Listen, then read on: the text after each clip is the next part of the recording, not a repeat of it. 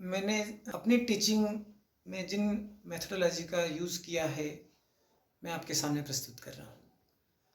तो सबसे पहले तो केमिस्ट्री एक ऐसा सब्जेक्ट है जिसमें हम केमिस्ट्री को एज ए फन ले सकते हैं।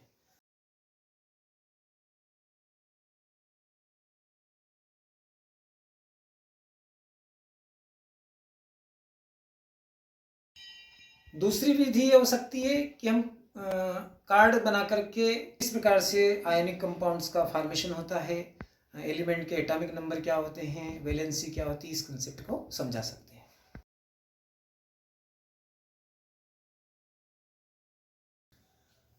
पीरियोडिक टेबल अर्थात आवर्त सारणी एक ऐसा कंसेप्ट है जिसको कक्षा 9 से लेकर के 12 तक के बच्चों को आना चाहिए। तो हम कार्ड की सहायता से पीरियोडिक टेबल बनाना सिखा सकते हैं। कार्ड को किस प्रकार से अरेंज करना है ये आप इसमें देख सकते हैं कि प्रत्येक कार्ड में एटॉमिक नंबर और उसके ग्रुप का नंबर दिया है, उसके पीरियड का नंबर दिया है, उस हिसाब से उसको जमा करके पीरियोडिक टेबल बनाना सिखा सकते हैं।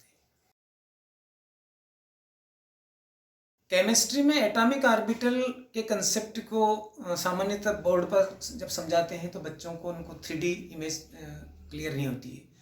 तो हम बैलून की सहायता से डिफरेंट ऑर्बिटल्स के स्ट्रक्चर को समझाने का प्रयास कर सकते हैं और ये बच्चे खुद एक्टिविटी करके समझ सकते हैं।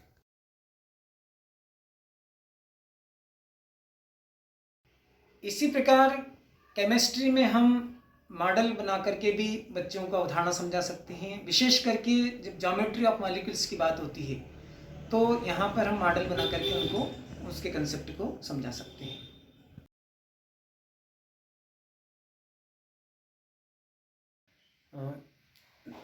केमिस्ट्री में एजुकेशनल टूल का भी हम प्रयोग कर सकते हैं।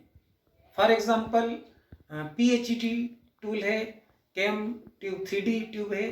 तो इसकी मदद से हम बहुत सारे सिमुलेशंस इसमें हैं। उन सिमुलेशन को जब हम बच्चों को क्लासरूम में समझाएंगे तो वे बहुत सारे कंसेप्ट को समझ सकते हैं।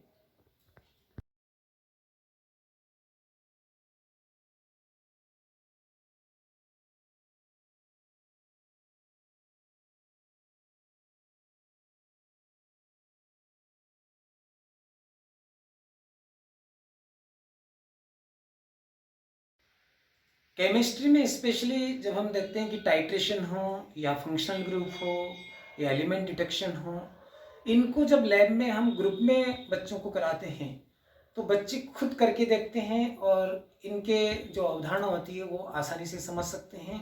तो कोशिश करना चाहिए कि हम लैब में भी जो है बच्चों को ग्रुप में वर्क करने की आदत डालें।